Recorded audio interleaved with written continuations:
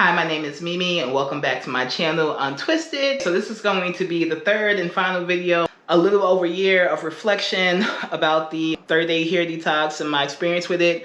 I'm still, continuing to care for my hair the same way and kind of document it. This is going to be the kind of end of the 1 year recap. The first video was I brought you along with my salon visit 1 year later. The second video was about the things that I stopped doing outside of butters and oils during the 30-day hair detox. And today's video, I just wanted to read some comments that were underneath videos that were made about the 30-day hair detox, also known as the 3-step method, also known as the no butters, no oils challenge. So I think I screenshotted some stuff from Facebook, some stuff from Instagram, and some stuff from YouTube. Just what people, questions, comments, concerns that they make when they come across content about the 30-day hair detox. I had created an outline to go over like a few things that I got from the 30-day hair detox, but I decided to do this comment reaction instead because I feel like it's more raw, authentic, and responds to the, just what people are thinking. But if you do want, that original outline, my original thoughts about the 30-day hair detox, there'll be a link below and I can put them in your inbox. So I'm just way behind on content. I have stuff filmed from like 2-3 months ago now that I have not edited. And I wanted to do this video instead. So if you want those insights, check the link below for the way to leave your email and get them in your inbox. Okay, so this first comment was under a YouTube video and it says, "Thank you for pointing out that most of these stylists saying no butters, no oils are pretty much only offering guidance on curl definition. I started to move away from curl definition because I personally feel like it teeters into texturism, i.e. only getting compliments when my hair is defined. I don't know how helpful it is when I just want to put my hair in a protective style or do not care to define it. Also, when I had used to have sister locks, I rarely use conditioners or oils. Usually use one or both when I get them retightened on my own. It was just a good weekly or every few days shampoo and a spray bottle of water between washes. I also no longer suffered from bad dandruff which I experienced prior, but especially when my hair was relaxed." Okay, so this one sounds like it's for and against it. It sounds like the comment says that the no butters, no oils is geared towards curl definition, which it is.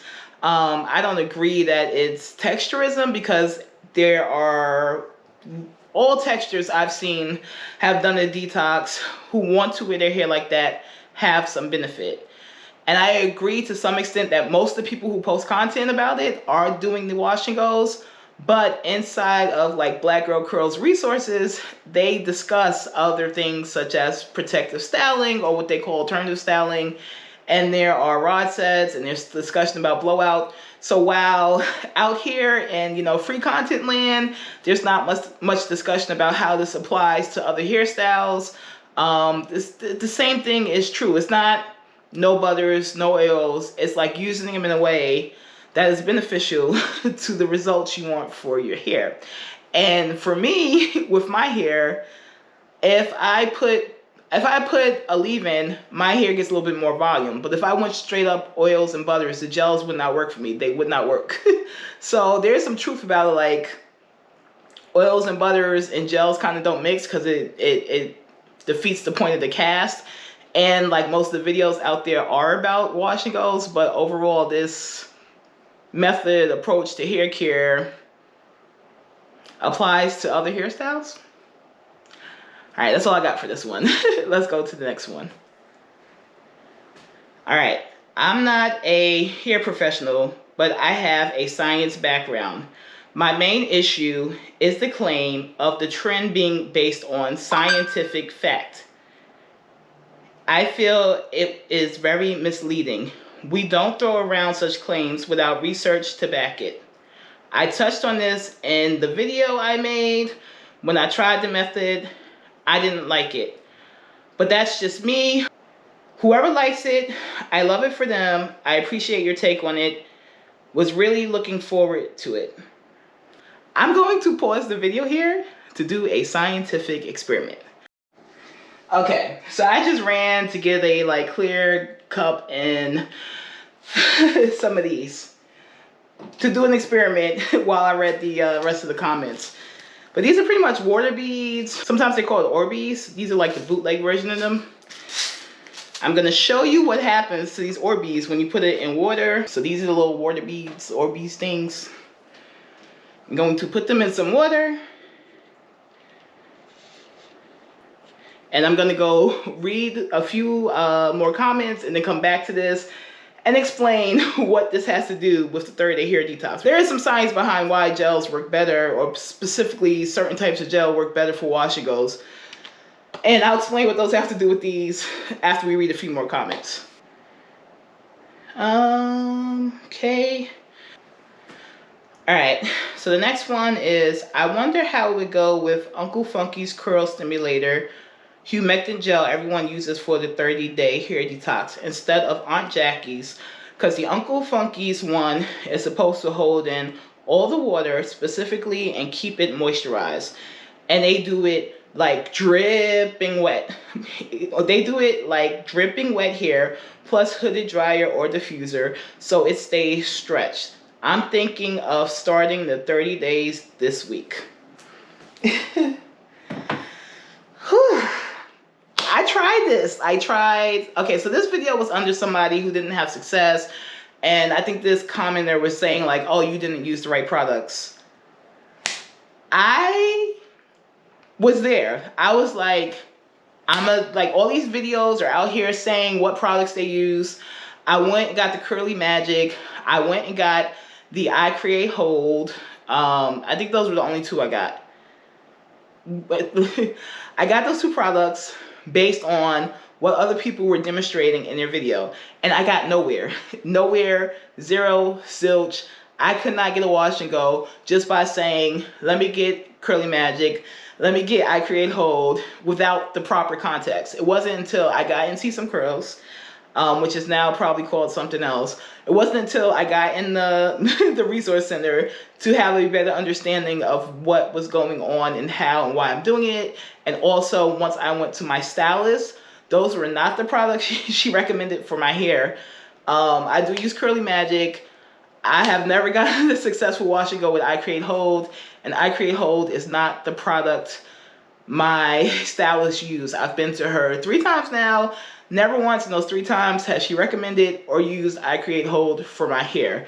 So I guess my initial reaction to this comment is, if you are serious about doing it, like you could do the elimination part of it with no problem. Like you could watch people for inspiration. But like if you get hit a wall, then you might need to go behind the paywall, or you might need to go sit in the chair of a stylist. That's what I had to do. I got nowhere by taking the products that people on YouTube were using and trying them on myself. I tried it. It didn't work out for me. All right, so we're gonna go on to the next comment. All right, the next one. My scalp is dry because of diabetes, and not just the scalp, but my skin in general. I need some type of moisture to keep it from being dry. Do you use lotion or body oil? If so, why if it's the cause of your problems? And your skincare routine, do you moisturize your face or just use a toner after? It's the same for your scalp and hair. I'm not bashing the process because clearly it works for some, but I'm just saying be realistic. This comment is like mixing up 2 different issues. Like they'll tell you in, Blacker Curls or any stylist that like underlying medical conditions will impact the results of your experience in general, whether you're relaxed, natural, protective style wig. Like if you have an underlying medical condition, it will impact the health of your scalp and your hair. So that's one like completely separate, different issue in my book. And when people say, you know, we put oil and stuff on our skin and lotion, it's true, but we also wash our skin. And I'm not trying to style my skin except the one on my face. And you will be surprised how many silicones and polymers are in like all those skincare products. So yes, it is the same. The main difference is you are washing the lotion, or most of us are washing the lotion off for ourselves daily, whereas our hair, we just keep piling on the oil, say spritz with water, pile it on with oil if it's dry. We would never tell somebody with dry skin to skip showering. Like, don't take a shower because your skin is dry. We would never say that. Like, nobody would recommend that for dry skin. But, you know, for quite some time in the natural hair community, it was recommended, like, if your hair is dry, to reduce the amount that you washed your hair. And nobody would recommend that in skincare. Nobody. And like when you want your face to hold artificially, like all those setting sprays and, you know, all the primers and stuff, those have synthetic ingredients similar to the stuff that's actually in these gels and mousses and stuff. If you go look. Yes, I guess that's my raw emotional feedback on that. It's medical issues impact hair care in general. Separate issue from, I think, from the 30-day hair detox. And skincare, butters and oils are different because we wash them off on a routine basis, and nobody's recommendation is ever to leave those on your skin and just keep reapplying more until your skin gets moisturized. Never anybody's recommendation that I've ever heard. All right, these are from Facebook. Somebody had posted that they wanted to know what hair type their child had, and based on 2 pictures, these are what people had to say. The same type my daughter has, the rice water products for Miel Organics works perfect in her hair. Looks like for C, you might need to clarify her hair with either a clay mask, apple cider vinegar, diluted 1/3 of ACV water, or sulfate shampoo. This should be done at least once a month to prevent product buildup, which will keep moisturizing products from penetrating the strands. When you use the Blue Magic and castor oil, spray her hair with water. Using a mist spray bottle, it'll help seal in the moisture. Definitely 4C, my hair is the same way. It's probably type 4, high porosity, high density. I'll advise you to always spray with water before you seal with Blue Magic and castor oil. Wash, deep condition, and moisturize weekly or every 2 weeks. If every 2 weeks, re-moisturize at the end of the first week by misting with water, then a little bit of leave-in and moisturizing cream. I like Miche, Obia, and 4C only products for lasting moisture. Rice and clove are the best. Sock it for 3 days and use it for her. And the original poster said, "Thank y'all so much. I'm going to try these things out." I mean, there's still like inaccurate advice being given on the internet. People are still looking for it. I just wanted to show because some of the comments underneath, like content about the no butters, no oils, like, oh, everybody knows that like oil doesn't moisturize and all these things, and oh, you need to use shampoo. But like, there are literally still people out here looking for hair care advice, and strangers from strangers on the internet, and strangers on the internet telling them to do things that probably won't be beneficial. Like, you don't need apple cider vinegar and clay to cleanse your hair. Like, you could just use a strong shampoo, but nobody ever mentioned that in the comment sections underneath this one post.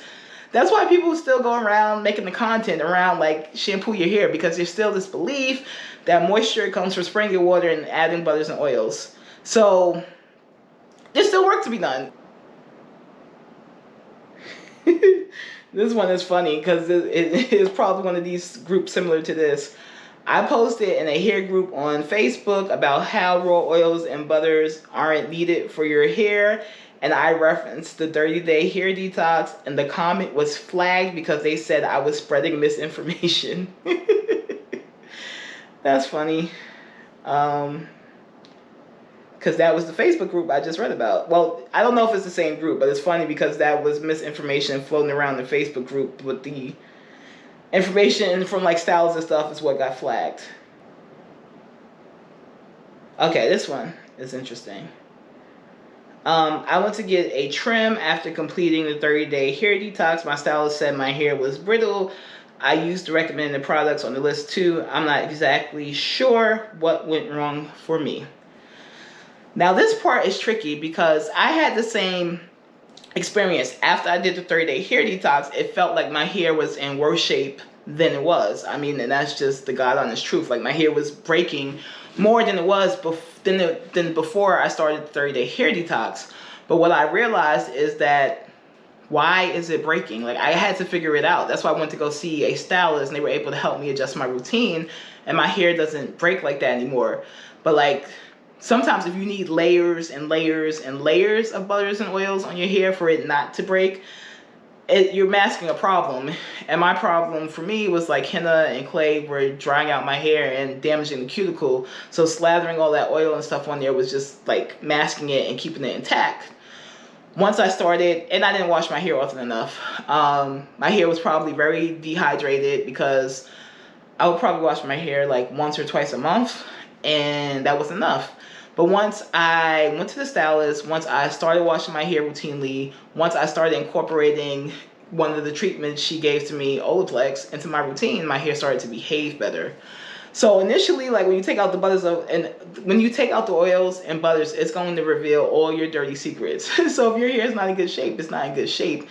And the oils, and you may decide like everybody, it's a decision point. Like, so I could have decided like, screw this, I'm gonna keep doing what I'm doing and keep using the butters and oils. But I decided I wanted to know, I want hair that I can do. Like I want hair I can style without it breaking. So I wanted to go deeper into how do I have the elasticity and all that stuff in my hair without having to slather butters and oils on it. So I kept going. I completely understand people that get to that point and it's just like, I quit. Like I get it. So that was that comment. I have to go pick up my kids soon. So we're gonna get to this Orbeez example. Kind of. We're gonna go back and I'm gonna put Miss Scientific's comment on the screen. So pretty much what these Orbeez do. These are called, these are a type of super absorbent polymer. Like this one didn't get very big because it wasn't sitting in the water for that long. But these types of polymers are the type of polymers that are in styling gels. I'll make sure I put a picture in of like how small Orbeez start, how like that middle size and how big they get. But super absorbent polymers are both water loving and water repellent. So they suck up water until they get as much as they can and then they start repelling it. And the polymers they put in curly hair gel are similar to that. So when you put a gel, that's why these gels are like water and heat activated. So you put these gels in your hair, you put water in your hair, and it like holds it in place with this film that once you dry out all the water, it becomes water repelling. But the key is like initially it pulls in more water to your hair. So, you know, those piled along with the humectants and all of the other stuff, you know, these are like on a micro level. These are huge, but you know, the polymers and gels work on a smaller level. That is why coating your hair in polymers is good if you are doing curl definition. Scientifically. Oils and butters do not behave in any shape or form like that. Without getting too scientific, like I did my research before I started like slapping all these curly gels in my hair to figure out why they were different, what's the big deal.